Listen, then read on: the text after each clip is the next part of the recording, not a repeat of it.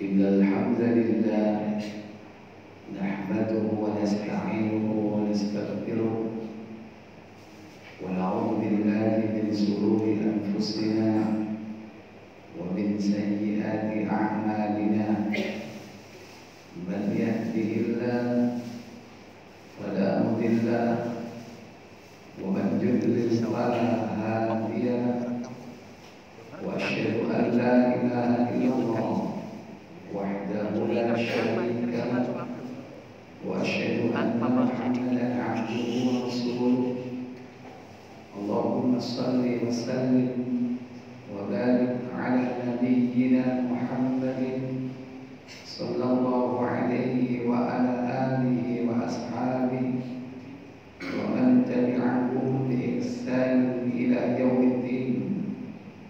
Amma ba'd.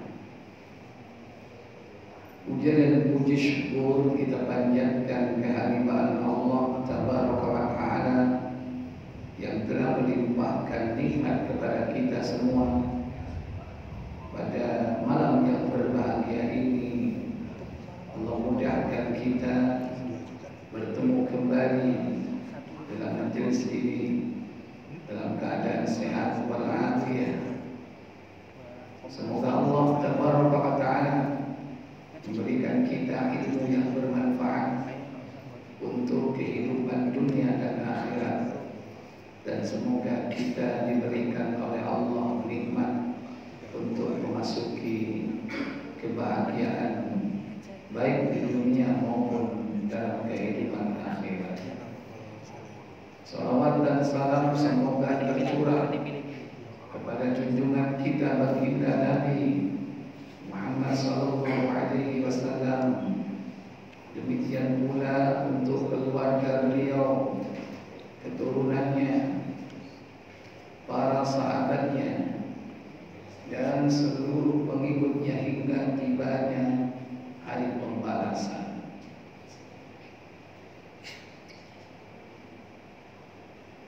Bapak Ibu, saudara-saudari sekalian, kita malam ini melanjutkan pembahasan kitab Al-Kabair sampai kepada Al-Kabiratul Khamisatu Wath-Thalathun, dosa besar yang ke-35. Apa itu? At-ta'allumu lid-dunya wa kitmanul ilmi, menuntut ilmu karena dunia dan menyembunyikan ilmu. Ini sesuatu yang berbeda. Yang pertama, menuntut ilmu dengan tujuan dunia, berarti salah niat. Kalau yang kedua, menyembunyikan ilmu, yaitu orang yang mungkin sudah punya ilmu, tapi ketika ada orang yang berhajat dengan ilmu itu, disembunyikan ilmu itu, tidak disampaikan, apalagi diputar balikkan atau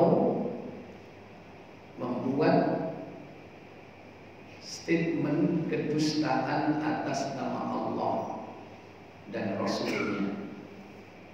Ini termasuk ruang lingkup yang berkaitan dengan ilmu. Dan yang perlu dipahami, yang dimaksud mempelajari ilmu di sini adalah ilmu syar'i, ilmu din, ilmu agama. Mempelajari ilmu niatnya karena dunia. Kalau itu ilmu pertanian, ya memang supaya jadi petani sing api. Kalau yang dipelajari ilmu kedokteran tujuannya karena dunia, ya memang karena dunia.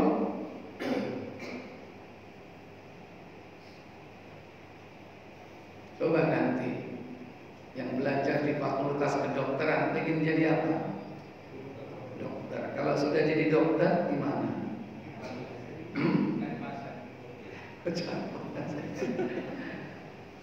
Sekalipun ada orang yang memang niatnya untuk menolong orang, ya, jadi karena faktor kemanusiaan, tapi yang tidak kalah hebatnya bahkan bisa jadi mendominasi tujuan dia mempelajarinya karena jadi dokter untuk terus dewi, ya. Ya karena itu ilmu dunia. Mempelajari misalnya ilmu konstruksi, ilmu sipil, arsitektur, ya. Tujuannya karena dunia apa akhirat? Dunia. Jadi insinyur nanti dapat proyek profitable gak itu? Jadi yang dimaksud di sini ta'allumu, mempelajari ilmu, yakni ilmu syar'i, ilmu din, ilmu agama, ilmu wajib, ilmu yang akan ditanya oleh mungkar nakir dalam kubur. Itu ilmu wajib yang kita pelajari, makanya kita persiapkan. Apa yang ditanyakan dalam kubur? 3 perkara: tentang Allah, tentang Rasul, tentang din agama. Agama ini terdiri dari 3 martabat: al-Islam, al-Iman, al-Ihsan. Itu ruang lingkup ilmu. Sumbernya dari mana? Qala Allah wa qala Rasulullah. Itu sumbernya. Bukan qala kahinun, bukan kata-kata dukun, bukan qala syu'ara, bukan perkataannya ahli syair, bukan. Apalagi qala al-majnun, perkataannya orang gila. Apa ana wong golek ilmu teko wong gendeng? Ana enggak? Endi wong iki? Ana ya, golek ilmu teko wong gendeng itu. Jadi sumber ilmu itu ya qala Allah berarti Alkitab. Nanti ada Taurat, ada Zabur, ada Injil. Terakhir menyempurnakan semua itu Al-Quran. Itu qala Allah. Ada sebelumnya namanya mushaf, apa? Suhufi Ibrahim wa Musa. Suhuf, lembaran-lembaran. Itu ilmu. Demikian pula qala Rasulullah. Itu sabda Rasul, itu ilmu. Selain daripada itu, maka bukan ilmu. Kalaupun ia harus memenuhi syarat.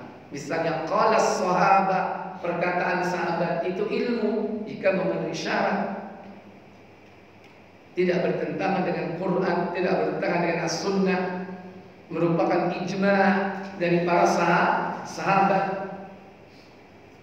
Karena para sahabat itu tidak mungkin bersepakat dalam kedustaan. Sepakat aja bojo kabeh yo enak. Iki diwara hadis aja. Enggak ada. Enggak mungkin sepakat dalam kedustaan.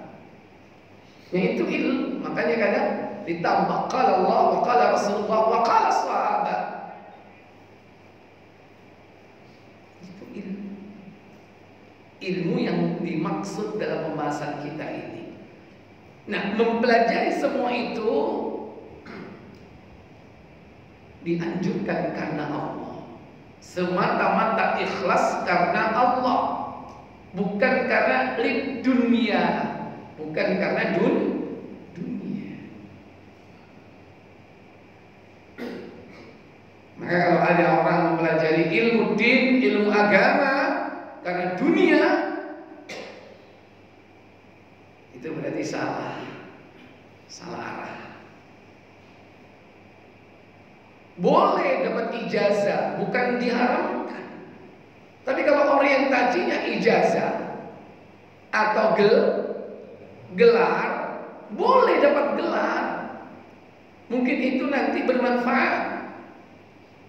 Mau bikin perguruan tinggi ada syaratnya, harus punya gelar. Jadi dosen minimal S berapa? S2. Nggak bisa mulazamah walaupun ilmunya tinggi, tapi dia nggak melalui proses belajar terstruktur melalui akademi atau institusi yang memiliki akreditasi, legitimasi. Walaupun itu bukan tujuan utama, hanya sekedar kendaraan saja untuk mengembangkan ilmu, melembagakan ilmu. Tapi kalau orientasinya gelar, orientasinya ijazah, itu yang salah. Tapi bukan berarti nggak boleh, boleh. Bukan berarti haram, tidak, halal. Karena ada sebagian dari teman-teman ini mengatakan kepada mereka, orang-orang yang belajar kepada yang mendapatkan ijazah di pendidikan agama formal, kemudian dikatakan nggak boleh, itu tujuannya dapat gelar ijazah. Kita mana tahu dari mana dia niatnya untuk itu? Belum tentu. Tapi juga peringatan bagi kita bahwasanya gelar dan ijazah itu termasuk partikel atau elemen dari urusan dunia. Hanya mungkin barangkali kembangan saja, pengakuan saja. Walaupun ada orang nggak punya gelar, nggak punya titel, nggak punya ijazah, tapi ilmunya mendalam. Ada nggak? Banyak para ulama-ulama dulu. Dari mana titelnya? Nggak ada punya titel. Yang terpenting di sini adalah yakni menata niat untuk apa dia belajar ilmu. Ini yang terpenting. Mau di pendidikan formal, mau di pendidikan non formal, mau dengan model mulazamah, mau dengan model-model cara belajar yang lain, yang memiliki kurikulum yang terstruktur dengan rapi, yang kemungkinan harus ada akreditasi dan sebagainya. Itu hanya metode saja. Yang terpenting adalah silakan mempelajari ilmu itu lillah, karena Allah. Karena ilmu itu sendiri adalah nama Allah, salah satu sifat Allah. Orang yang menuntut ilmu berarti dia mencari Allah. Makanya mestinya dia lillah, karena Allah. Kalau dia sudah mengenal Allah dengan ilmu itu, apa yang diharapkan? Setelah dia memiliki ilmu, dia kenal Allah, kemudian dia amalkan. Apa yang diharapkan? Supaya mereka itu takut kepada Allah. Tujuan dari orang yang menuntut ilmu agar orang itu takut kepada Allah. Makanya orang yang paling berilmu adalah orang yang paling takut kepada Allah. Sebagaimana firman Allah dalam surah Fatir, surah 35 pada ayat yang ke-28, innama yakhshallaha min ibadihil ulama, innama yakhshallaha min ibadihil ulama. Apa kata Allah?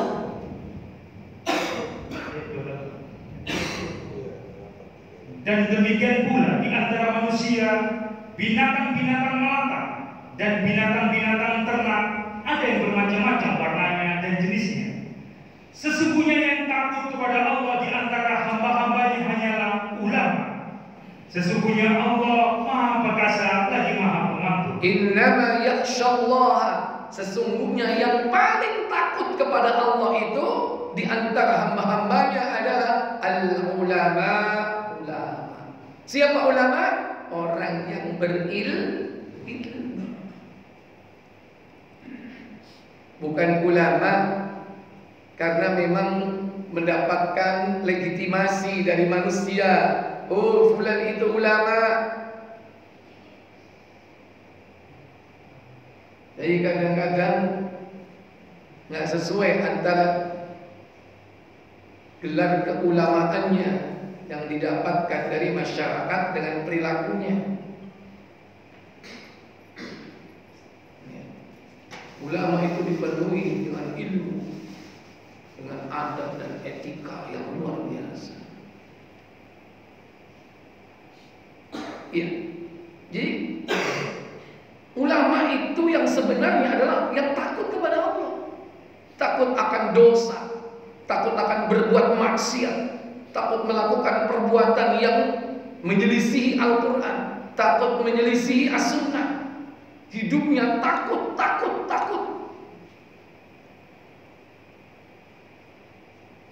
Sehingga dia menjauhi perbuatan maksiat. Kalau itu tingkat takut paling rendah, mungkin karena dia berbuat dosa, kemudian dia takut diazab, disiksa. Maka para ulama dengan ilmunya, dia amalkan ilmunya, dia jauhi perbuatan maksiat. Jangankan yang besar, yang kecil-kecil pun dosa itu dijauhi. Makruh pun dijauhi. Jangankan yang haram, makruh pun dijauhi. Tapi orang yang takut kepada Allah itu tidak sekedar mereka yang takut diazab oleh Allah karena perbuatan dosanya, tapi mereka adalah orang-orang yang takut kalau amal ibadahnya tidak diterima. Urusan maksiat udah kelar dia, udah jauh, gak berbuat maksiat. Hidupnya dipenuhi dengan amal soleh, tapi dia tetap takut, bukan karena dosa yang dia lakukan, karena memang tipis dan minim dari dosa. Takutnya itu kalau ibadahnya tidak diterima. Itulah makna firman Allah Jalla wa'ala. Buka Ibnu Katsir, surah Al-Mu'minun, surah yang ke-23 pada ayat yang ke-60. Allah Jalla wa'ala berfirman, "Walladzina yu'tuna ma ataw wa qulubuhum wajilah ma ataw wa qulubuhum wajilatun annahum ila rabbihim raji'un." Apa kata Allah? Dan orang-orang yang memberikan apa yang telah mereka berikan dengan hati yang takut, yaitu karena mereka tahu bahwa sesungguhnya mereka akan kembali kepada Rabb mereka. Walladzina yu'tuna ma ataw, dan orang-orang yang memberi, orang-orang yang telah memberi apa yang mereka berikan, yang wajib berupa zakat, yang sunnah berupa sedekah, apapun yang dia miliki diberikan kepada orang lain. Ini merupakan amal soleh. Dia memberikan dengan apa? Wajilatun, dengan hati yang takut. Takut kalau amalnya tidak diterima. Kenapa? Annahum ila rabbihim raji'un, bahwasanya dia akan telah menghadap kepada Allah, akan kembali kepada Allah. Aisyah radhiyallahu taala anha berkaitan dengan ayat ini, beliau bertanya kepada Rasulullah, "Ya Rasul, apakah mereka orang-orang yang telah berzina, mencuri, sehingga hatinya takut. Apa jawab Rasul sallallahu alaihi wasallam? Baca tafsirnya. Langsung. Telah menceritakan kepada kami Yahya ibni Adam, telah menceritakan kepada kami Malik ibni Makbul, telah menceritakan kepada kami Abdurrahman ibni Sa'id ibni Wahab dari Aisyah yang mengatakan bahwa ia pernah bertanya, wahai Rasulullah, apakah yang dimaksud dengan orang-orang yang mengerjakan perbuatan mereka sedang hati mereka takut? Hati mereka takut. Bukan takut karena nanti disiksa akibat sebab perbuatan maksiat yang dia lakukan. Bukan. Kemudian apa kata Aisyah? Adalah orang yang mencuri, berzina, dan minum khamr dalam keadaan takut kepada Allah. Ahumul ladina yashrabuna al-khamra. Kata Aisyah, apakah mereka itu orang yang minum khamr? Wa yusriquna, orang yang mencuri. Wa yaznuna, ataukah bahkan dia orang yang berzina, sehingga mereka takut disiksa dengan perbuatan itu. Apa jawab Rasul? Rasulullah SAW menjawab, tidak, wahai anak perempuan As-Siddiq. Ya binta Siddiq, tidak wahai anak Abu Bakar As-Siddiq. Justru mereka adalah apa? Tetapi dia adalah orang yang sholat, berpuasa, dan bersedekah, sedangkan ia takut kepada Allah SWT. Walakinnahum, akan tetapi mereka adalah alladzina yasumuna wa yusalluna wa yatasaddaqun. Mereka adalah orang-orang yang berpuasa, orang-orang yang sholat, orang-orang yang menunaikan yakni sedekah. Semuanya ahli di bidang itu. Ahli puasa, ahli sholat, ahli sedekah. Akan tetapi apa? Wahum yakhafuna, mereka itu takut alla yuqbala minhum, mereka takut amal-amal mereka itu tidak diterima. Itulah apa kata Nabi? Ulaika alladziina yusari'una fil khairat. Lanjut lagi. Mereka itu bersegera untuk mendapat kebaikan-kebaikan, dan mereka lah orang-orang yang bersegera memperolehnya. Ini para sahabat. Sahabat itu disifati orang-orang yang memiliki ilmu paling tinggi di kalangan umat Nabi, murid-murid langsung Rasulullah. Makanya mereka itu takut bukan karena berbuat maksiat. Mereka sudah jauh dari berbuat maksiat. Mereka itu ahli amal ibadah, tapi tetap takut kepada Allah. Mereka itulah orang-orang alim, orang yang berilmu. Jadi orang-orang yang berilmu itu adalah orang-orang yang takut kepada Allah. Makanya Bapak saudara sekalian, menuntut ilmu itu untuk meningkatkan rasa takut kita kepada siapa? Allah. Tapi ngaji rajin, maksiat yo pancet. Bahkan tambah dadi, aneh. Berarti keliru nuntut ilmunya itu untuk apa gitu. Dia tuntut ilmu, ngaji di mana-mana, taklim di mana-mana, maksiat nggak berhenti, terus berjalan.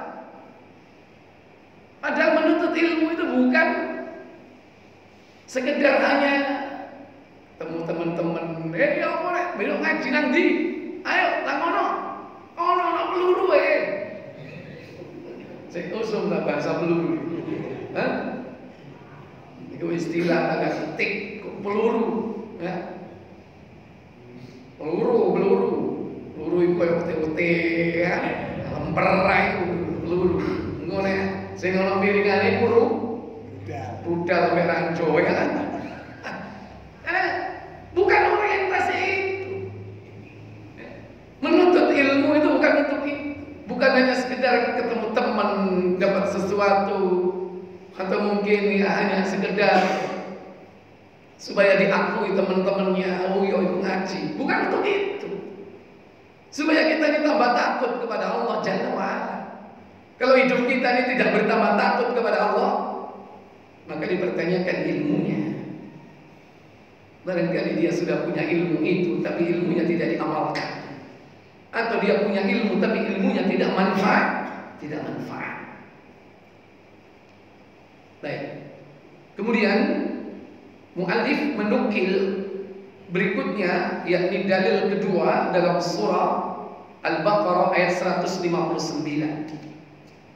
Wa qala Allah Ta'ala, berfirman Allah Ta'ala, innal ladina yaktumuna ma anzalna minal bayyinati wal huda min ba'di ma bayyanahu lin-nasi fil kitab ulaika yal'anuhumullah wa yal'anuhumul la'inun. Apa kata Allah? Sesungguhnya orang-orang yang menyembunyikan apa yang telah kami turunkan berupa keterangan-keterangan yang jelas dan petunjuk setelah kami menerangkannya kepada manusia dalam Alkitab, mereka itu dilaknati Allah dan dilaknati pula oleh semua makhluk yang dapat melaknati. Iya, ini kasusnya beda lagi. Yaitu dia punya ilmu, tapi ilmunya tidak disampaikan kepada orang yang berhajat untuk mengetahuinya. Bisa jadi dia punya kepentingan. Kenapa ilmu itu disembunyikan? Iki jamaah akeh. Lumayan nih, wong get-get kabeh. Engko nek ilmune tak buka sing asli, buyar kabeh kok. Makanya tak samar-samar nomane. Ya.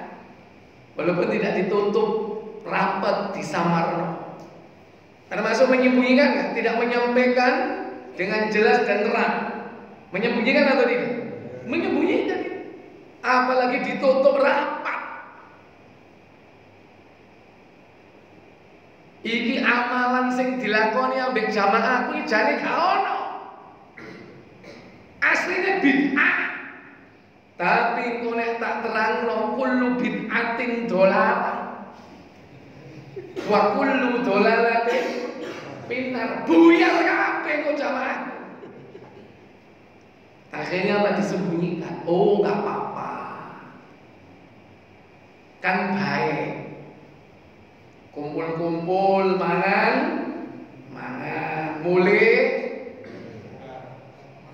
ya, tak apa-apa. Sing penting itu gak rusuh, gak bikin gaduh, gak masalah. Ini baik ya, bagi-bagi, sodako, panganan.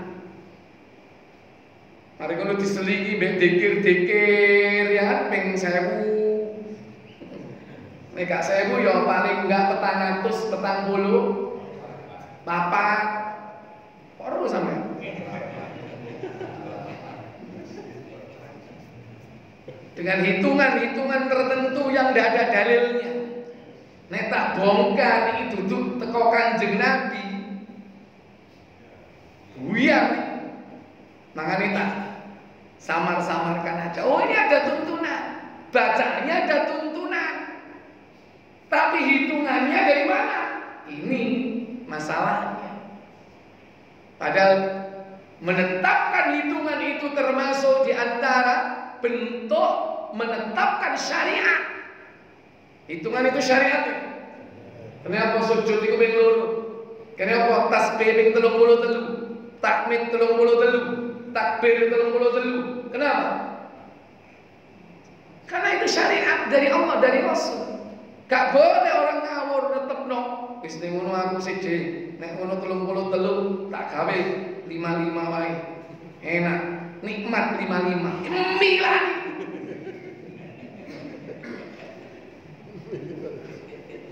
Ya. Menetapkan hitungan itu berarti menetapkan syariat. Gak boleh orang menetapkan hitungan. Iki tak bongkar asline, nek ngono iku gak oleh buyar wong. Ini yang dimaksud. Salah satu contoh, innal ladzina yaktumuna ma anzalallahu.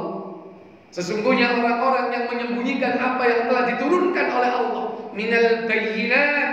Apa bayyinat itu? Penjelasan, wal huda, dan petunjuk, min ba'di ma tabayyana lahul, min ba'di ma tabayyana linnasi, sesudah kami telah terangkan apa saja itu kepada manusia, fil kitab, di dalam kitab, baik Al-Quran ataupun as-sunnah.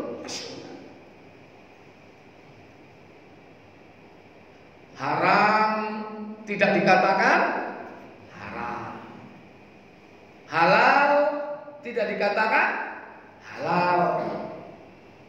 Katakan kalau haram itu haram, katakan kalau riba itu haram.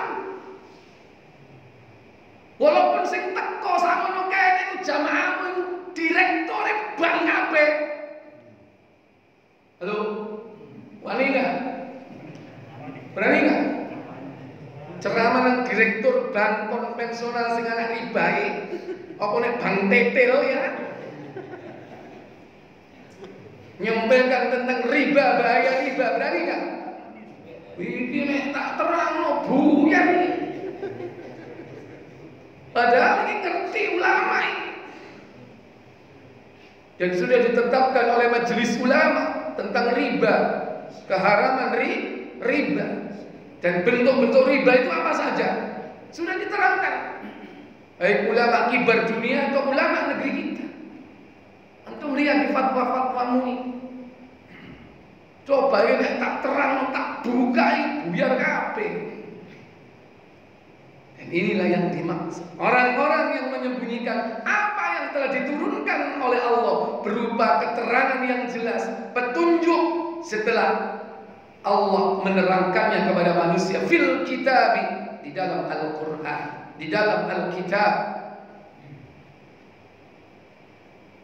Makanya Nabi Isa dulu itu dikejar-kejar, Arab dipateni gara-gara nerangkan kepada umat tentang kebobrokan Yahudi.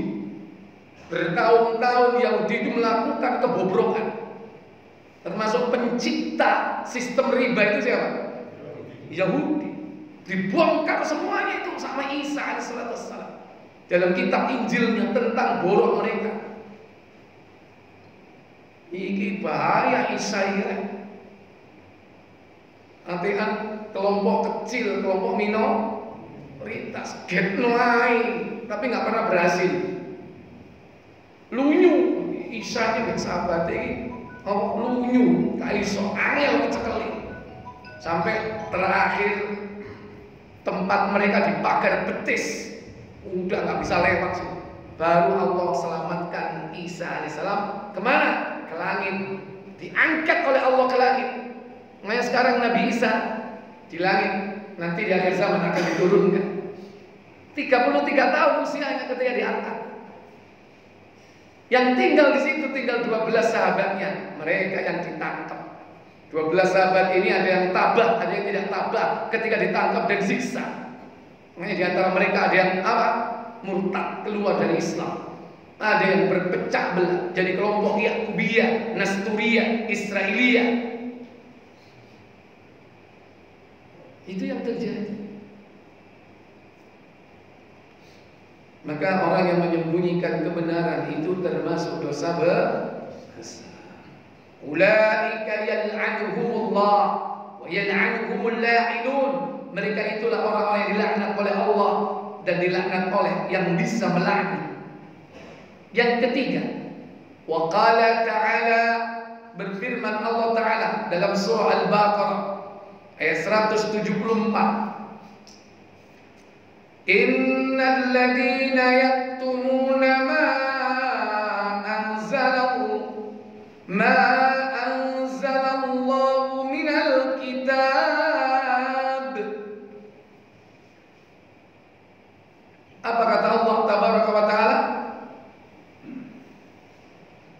Sesungguhnya orang-orang yang menyembunyikan apa yang telah diturunkan Allah, yaitu Alkitab. Apa yang diturunkan oleh Allah yaitu berupa Alkitab disembunyikan yakni tidak disampaikan kepada orang-orang akan kebenarannya, keterangannya yang jelas. Kemudian disebutkan pada ayat pada statement berikutnya, untuk apa mereka melakukan itu? Wa yashtaruna bi thamanan qalila. Apa katanya? Dan menjualnya dengan harga yang sedikit atau murah. Menjualnya dengan harga yang sedikit atau murah. Fatwa pesanan halal jadi haram, haram jadi halal. Dapat duit enggak? Hah? Tergantung duitnya. Kalau duitnya nggak cocok, tapi tetap diterima, setengah-setengah hukumnya, ya apa? Haram jadi apa? Haram. Ya, burine tok sing berubah haram jadi halal. Engko nek duwe bek penuh cocok baru pelat halal. Ya, ere tadi ya, jadi apa? Halal. Asali haram jadi halal, mari ngono jadi halal. Soalnya cocok.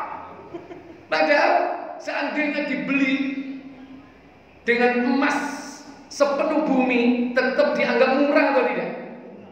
Emas sepenuh bumi murah nggak? Murah. Allah itu dagangannya luar biasa. 2 rakaat sebelum subuh saja berapa nilainya? Dunia dan seisinya. Kalau dibeli dengan emas seberat bumi, nggak ada apa-apanya masih. Makanya Allah katakan liyashtaru bihi thamanan qalila, untuk menukarnya dengan dunia yang murah. Ulaika ma yakuluna fi butunihim illa an-nar. Apa katanya? Mereka itu sebenarnya tidak memakan atau tidak menelan ke dalam perutnya, melainkan api. Iya. Apa yang didapatkan dari harta duniawi dia makan, berarti dia memasukkan api ke dalam perutnya. Nanti dia disiksa oleh Allah ketika dikumpulkan di padang mahsyar. Wala yukallimuhumullahu yaumal qiyamah. Apa katanya? Dan Allah tidak akan berbicara kepada mereka pada hari kiamat. Dicuekin sama Allah, dan itu siksa. Gak dijak ngomong. Mulai saya ini kono jok ngomong mek aku maneh. Salah wasi. Kalau gak diajak ngomong sama Allah, bisa gak kita minta ampunan sama Allah? Gak bisa. Dicuekin sama Allah. Wala yuzakkin walahum adzabun alim. Dan bagi mereka siksa yang amat pedih. Kurang masih. Sebelum siksa pedih apa? Wala yuzakkin, dan tidak disucikan dia. Allah tidak akan mensucikannya dari dosa. Berarti tidak diampuni. Sudah dicuekin, nggak dibersihin dari dosa, disiksa dengan azab yang pedih. Itulah orang-orang yang apa? Menjual agama dengan harga murah. Ulaika alladziina ishtarau ad-dhalalata bil huda wal 'adaba bil maghfirah fama asbarahum 'alan nar. Apa kata Allah pada ayat 175? Mereka itulah orang-orang yang membeli kesesatan dengan petunjuk, dan siksa dengan ampunan, membeli azab dengan ampunan. Fama asbarahum 'alan nar, maka alangkah beraninya mereka menentang api neraka. Berani-beraninya menentang api neraka. Sering kan ngomong, wis neraka itu urusan budi. Sing penting saiki neraka urusan budi. Ambilane nyemplung nang kono lho enak. Ketemu Emang ente yakin ketemu artis nang neraka? Artis sapa? Wis jelas nang neraka itu. Iya. Ya, penggemarmu John Biyen John Kelas di Indonesia itu.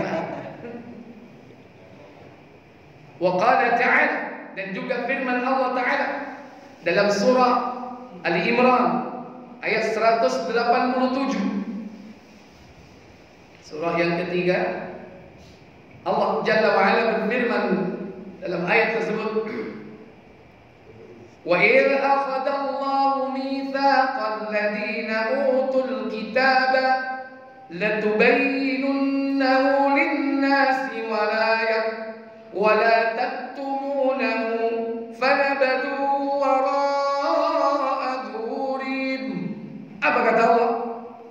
Dan ingatlah ketika Allah mengambil janji dari orang-orang yang telah diberi Alkitab, yaitu hendaklah kamu menerangkan isi kitab itu kepada manusia, dan jangan kamu menyembunyikannya. Wala taktumunahu, jangan kalian menyembunyikannya. Fanabadhu, bahkan apa? Setelah menyembunyikannya, lalu mereka melemparkan janji itu ke belakang punggung mereka. Wara'a dhuhurihim, melemparkannya di belakang punggung mereka. Washtaru bihi thamanan qalila. Apa kata Allah? Dan mereka menukarnya dengan harga yang sedikit. Iya, menukarnya dengan dunia yang murah harganya dan sedikit pastinya. Sampai ngerubah Quran halal jadi haram atau haram jadi halal, dikai 1 triliun, gelem nggak?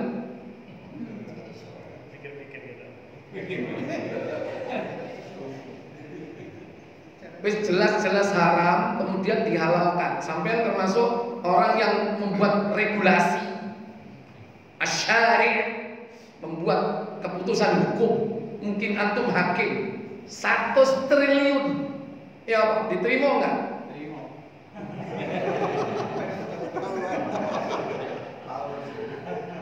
Kayak ngomong terima, polanya gak kira ngedepi koyo ngono. Gak kira. Ambilan begitu nanti kasusnya beda di hadapan kita. Duit 1 steli wis ono nang arep. Kira-kira sing jemane? Ngomongin enggak asline, asali ya. Begitu ono barang siji. Tapi kan saya ini kan bukan duit yang fisik kan. Duitnya digital. Kan mengumpulkan digit dia.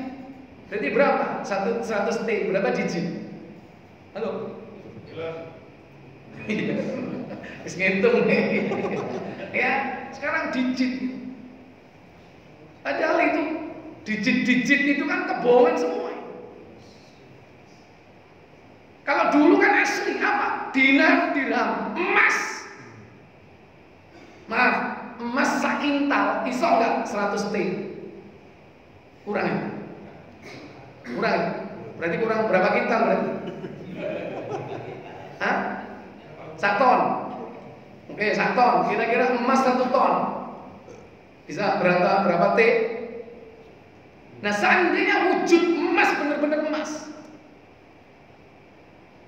tetap itu harga murah. Makanya sampai selalu para sahabat itu mengatakan lau anfaqa mithla Uhudin daban, sekiranya mereka menginfakkan harta emas segede Uhud, itu majas hiperbol. Masa orang duwe emas segede gunung Uhud?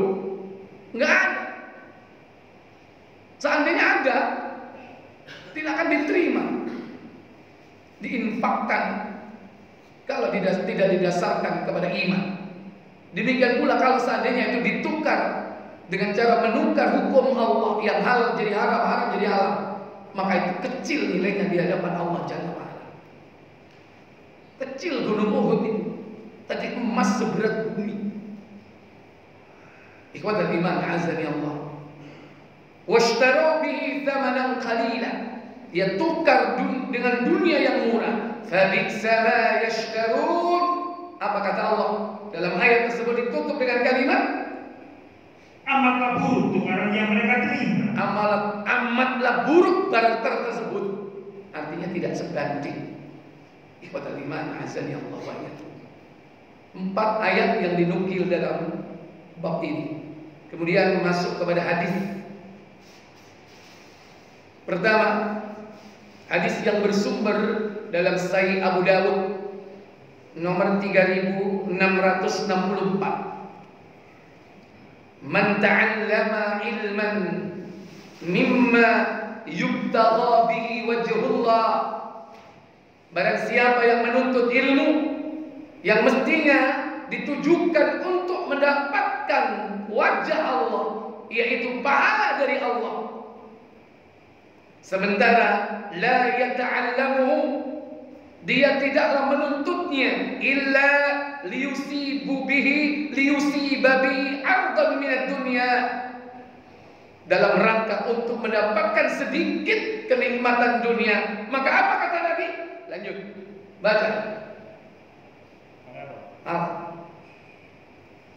Dari Abu Hurairah radhiyallahu anhu dia berkata, Rasulullah SAW bersabda, siapa yang mempelajari ilmu yang seharusnya ditujukan karena Allah, sedangkan dia mempelajarinya karena ingin meraih kesenangan dunia, maka pada hari kiamat dia tidak akan pernah mencium bau surga. Siapa yang menuntut ilmu bukan untuk mencari wajah Allah, tapi wajah manusia. Storo. Hei, tak korek. Ibu gak tahu telat ibu ngaji. Ya boleh-boleh aja, tegur sapa. Tapi bukan itu tujuan untuk bertemu di majelis ilmu. Seandainya nggak ada orang yang engkau datang sembunyi-sembunyi, mungkin barangkali engkau memakai imamah, pakai sorban ditutup, ya. Makanya orang-orang Hijaz itu memakai sorban itu agar mereka ini fokus, dan supaya apa? Sedikit riaknya di hadapan manusia. Ibaratnya itu ngejaran itu kocok. Ya sebagai penghalang dari apa? Fitnah dunia, termasuk apa? Wanita. Makanya orang-orang Hijaz itu kan cirinya begitu. Yang sorban itu dikelewet orang Saudi. Itu ciri khas orang Hijaz itu begitu. Dan orang-orang dulu banyak yang seperti itu. Yahudi mau Bani Israel dulu begitu ditutup. Supaya apa? Fokus. Nek dzikir ya kayak dhewean. Baca Quran ya fokus ke bacaannya. Itu ada manfaatnya. Jadi seandainya antum datang ke majelis ilmu, nggak ada yang tahu kecuali Allah dan kita, maka Allah tetap akan menilainya sebagai sebuah perjalanan menuju surga. Apalagi kita latih diri kita untuk menjadi hamba-hamba Allah yang ikhlas. Meskipun iyo kakek tok itu bos saya ini nanti gak tau ngaji, padahal nek teko nyelempet mojo debis kalau ya begitu subhanakallahumma wa bihamdik asyhadu an la ilaha illa anta astaghfiruka wa atubu ilaik, mencetat langsung.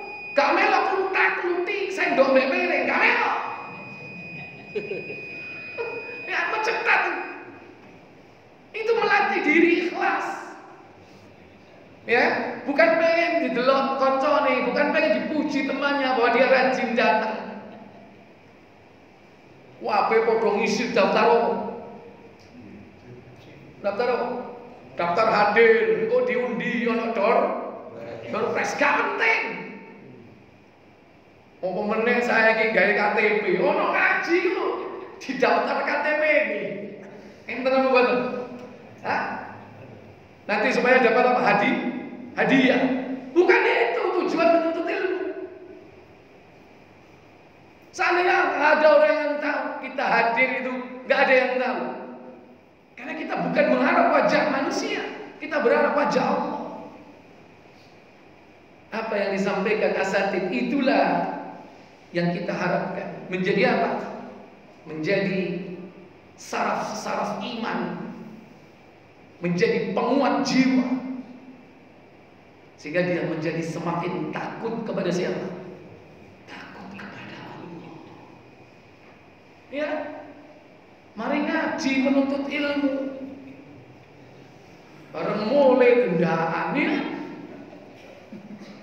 relevan nggak dengan ngaji?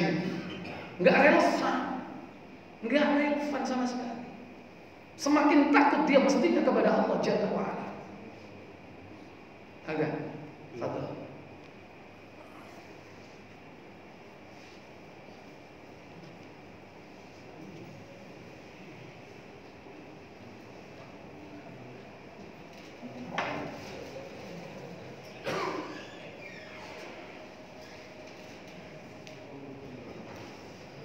Allahu Akbar, Allahu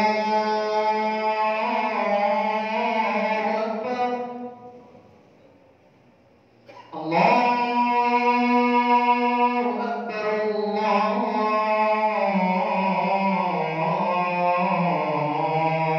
Akbar. Asyhadu an la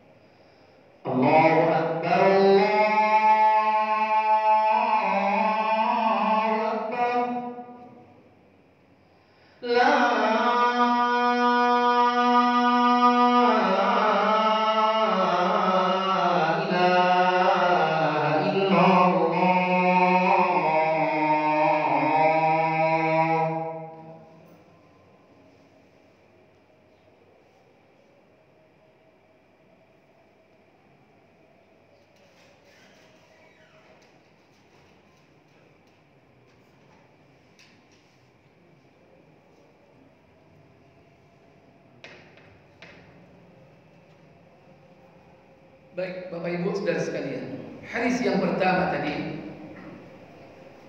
disebutkan di dalam Sahih Abu Dawud, Ibnu Majah dan Musnad Imam Ahmad, termasuk dalam Ibnu Hibban, yang bersumber dari sahabat Abu Hurairah. Barang siapa yang menuntut ilmu yang mestinya diharapkan, yang mestinya dengan ilmu itu dia mengharapkan wajah Allah, akan tetapi tidaklah dia mempelajari melainkan untuk mendapatkan sedikit dari dunia ini, lam yajid arafal jannah yaumal qiyamah, maka orang itu tidak akan dapat mencium bau surga. Karena berharap apa? Berharap dunia. Datang ke majelis ilmu berharap dunia. Menuntut ilmu untuk mendapatkan ketenangan, untuk mendapatkan legitimasi. untuk mendapatkan sesuatu di antara dunia.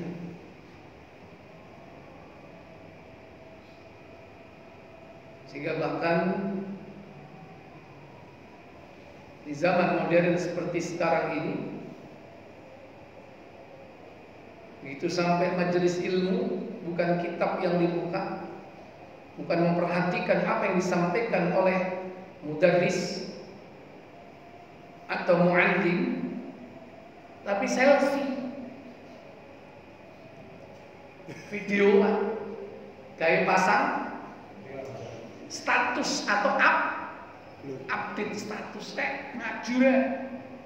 Urine ustaz yang pas mau.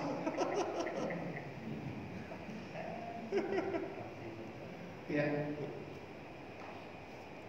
Bukan itu.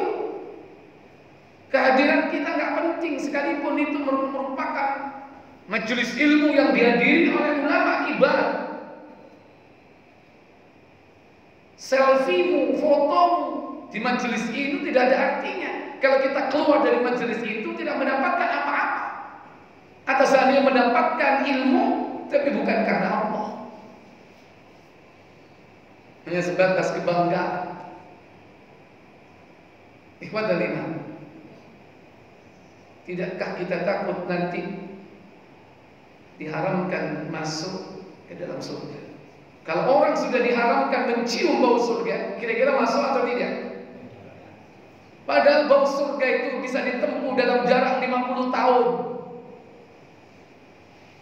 Sopo sing melaku 50 tahun. Ukuran jaraknya. Jarak yang saja. Baik. Kemudian hadis kedua. Waqad marra an Abi Hurairah radhiyallahu ta'ala anhu fi thalathati alladhi yashabuna ila an-nar. Abu Hurairah meriwayatkan sebuah hadis bahwasanya ada 3 kelompok orang yang dicampakkan oleh Allah ke dalam neraka. Yaitu yang pertama, yaitu orang yang berjihad fi sabilillah.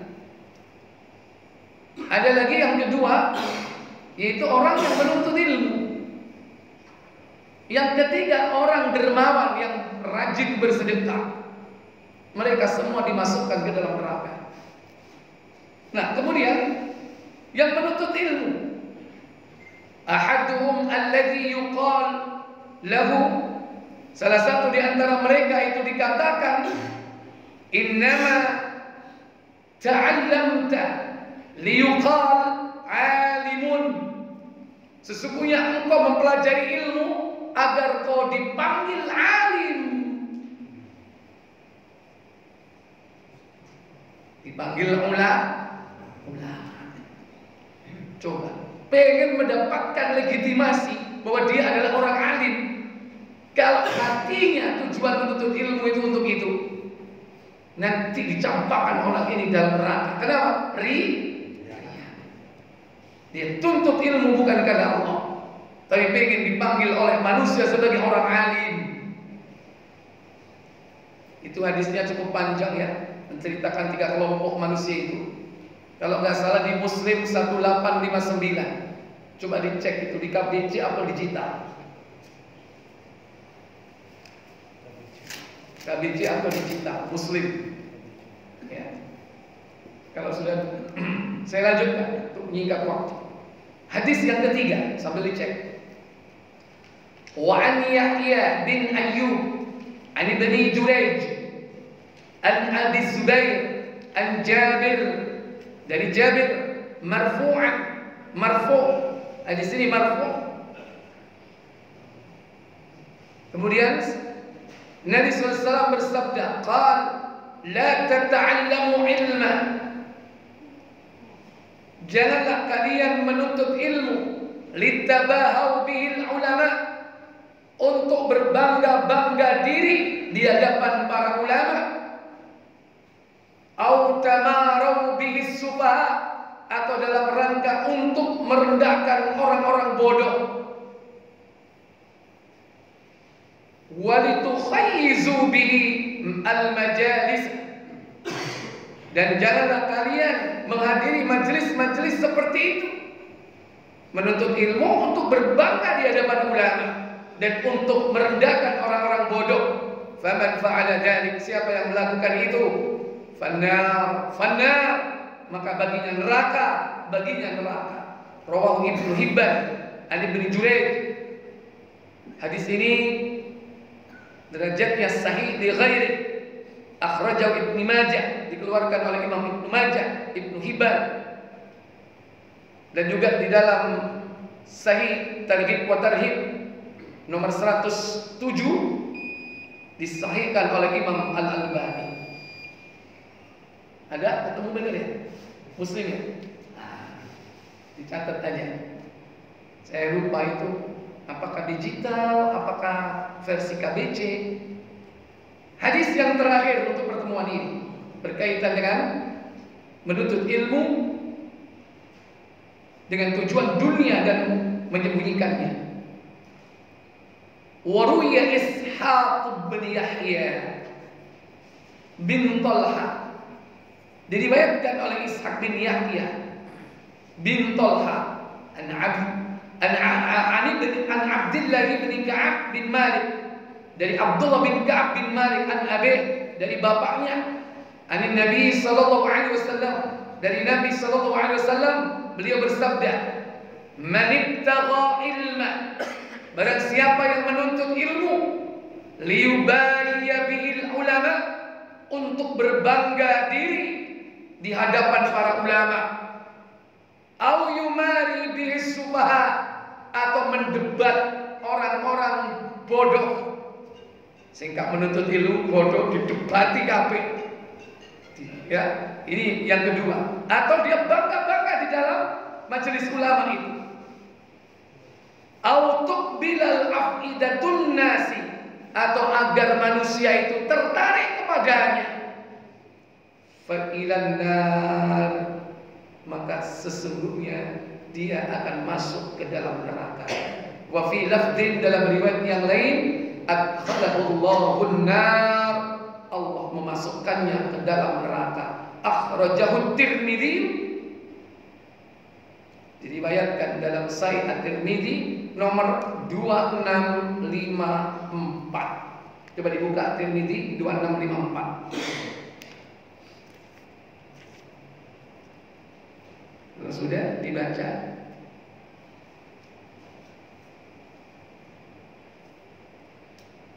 Abul Ash'ath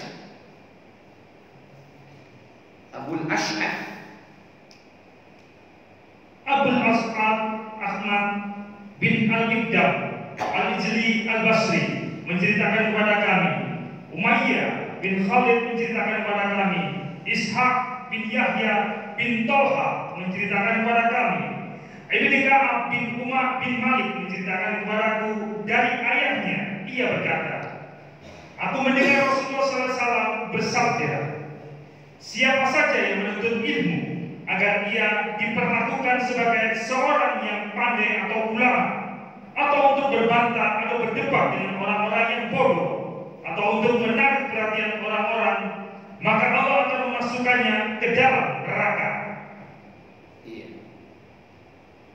Man ta'allama ilma, siapa yang menuntut ilmu tetapi ditujukan bukan untuk Allah,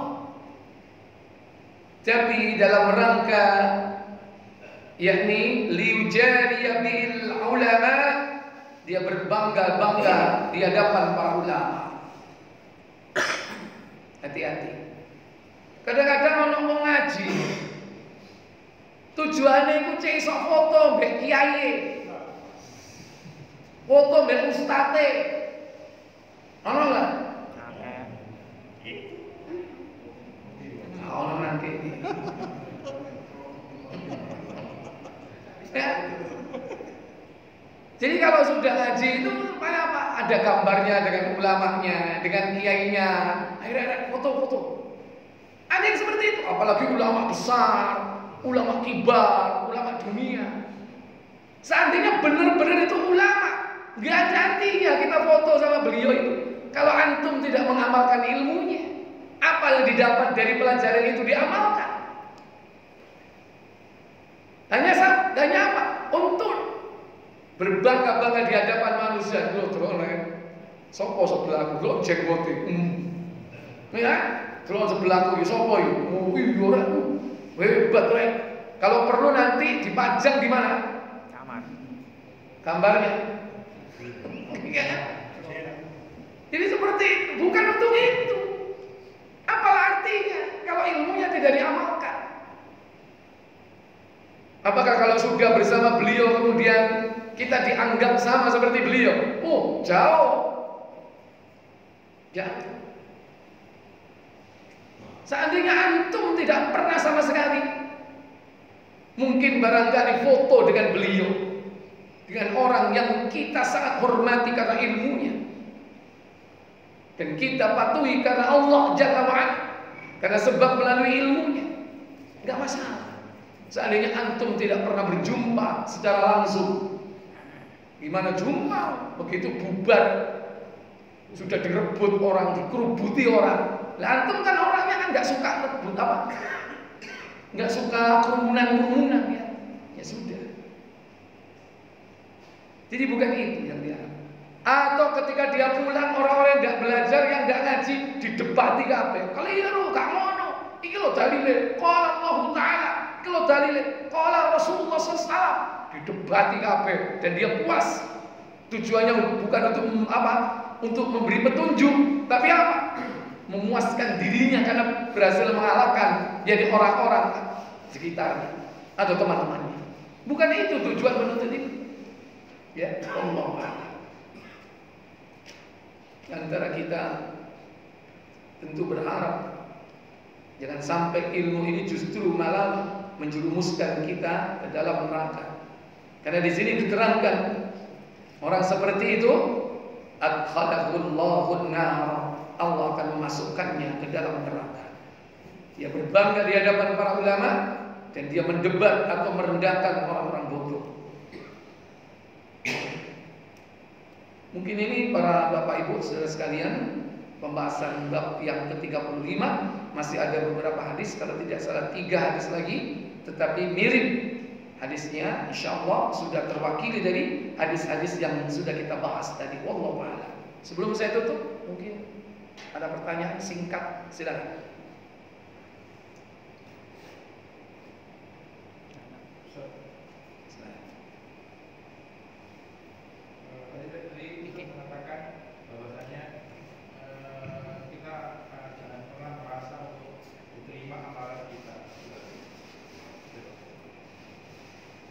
Assalamualaikum warahmatullahi wabarakatuh.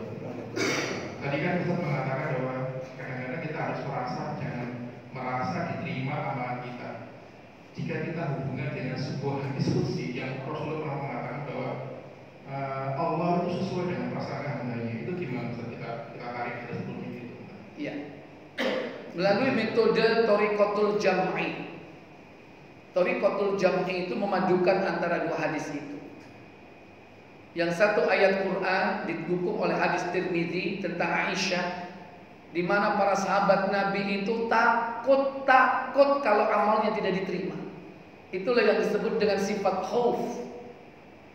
Yang khauf ini harus diimbangi dengan apa? Dengan roja. Ya, khauf ini harus diimbangi dengan roja. Nah, khauf ini dalilnya surah Al-Mu'minun tadi itu, ayat 60. Kemudian didukung oleh hadis Aisyah dalam riwayat Tirmidzi nomor 3175 hadisnya itu. Ya, di Tirmidzi ada. Ya. Jadi inilah khauf. Nah, khauf ini harus diimbangi dengan roja. Makanya Imam Ibnu Taimiyah menjelaskan harus ada keseimbangan, yakni khauf ma'ar roja. Takut itu harus diimbangi dengan roja. Nah, rojanya itu bagaimana harapannya? Harapannya itu berdasarkan hadis qudsi tadi yang antum katakan, yaitu Muslim, coba dibuka nomor 2300 terus melebur ya. Iya, salah itu tentang Isa. Salah adem kopi salah.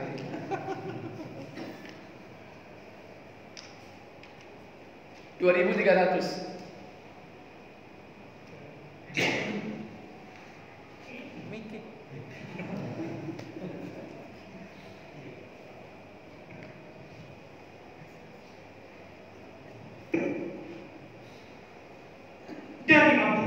radhiyallahu anhu ia berkata, Rasulullah SAW bersabda, Apa sabda beliau?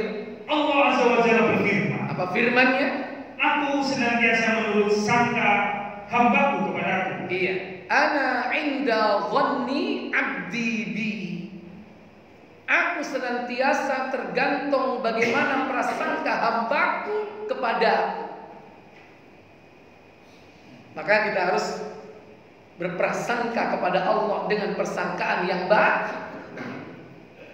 Bagaimana persangkaan yang baik itu? Yaitu kita harus meyakini bahwa apa yang kita sudah lakukan, yaitu contohnya istighfar yang kita lakukan, harus punya keyakinan bahwa amal atau istighfar kita diterima. Itu keyakinannya. Demikian pula kita harus punya keyakinan, berbaik sangka kepada Allah Jalla wa'ala, bahwa apa yang telah kita kerjakan dari amal soleh itu diterima oleh Allah Jalla wa'ala. Jadi harus seimbang rasa takut itu dengan yaitu harapan. Dan harapan ini berdasarkan apa? Husnudzon, baik sangka kepada Allah, bahwa Allah menerima amal kita. Ini harus seimbang. Jangan hanya husnudzon tanpa ada rasa takut, berarti kita bisa terperdaya. Jadi apa nantinya? Kalau hanya mengandalkan harapan saja tanpa ada rasa takut, dia akan menjadi murji'ah. Kelompok sesat murji'ah. Hanya harapan, nggak punya rasa takut. Salah satu konsep pemikiran murji'ah apa? Orang kalau sudah beriman terus, nggak akan bisa berubah imannya. Dan iman seseorang sama dengan imannya para nabi, meskipun dia maksiat. Ini bahaya murji'ah. Jangan hanya mengandalkan takut doang. Kenapa? Seperti siapa? Khawarij. Khawarij ini kecil harapan, bahkan gak punya harapan. Makanya dia gampang mengkafirkan orang. Itu Khawarij. Karena dia apa? Ibadahnya hanya dasarnya takut. Makanya jangan lihat ibadahnya orang Khawarij. Antum kalah.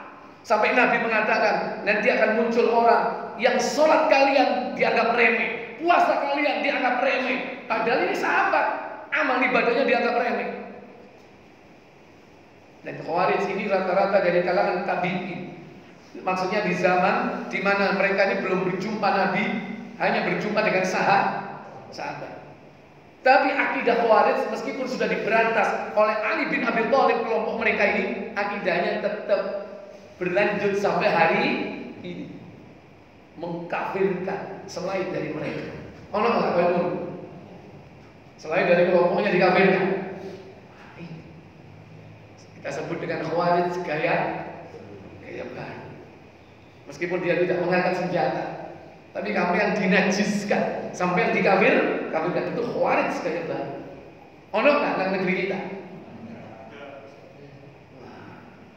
Ya, jadi seimbang. Jangankan kita ini harus berharap amal kita diterima. Kalau orang berdoa agar amalnya diterima, berarti itu ada rasa takut nggak bahwa amal kita tidak diterima? Jangankan kita, Nabiullah Ibrahim apa doa dia? Rabbana taqabbal minna. Ya, wahai Rabb kami, terima amal kami. Doa ini diucapkan setelah bangun Ka'bah.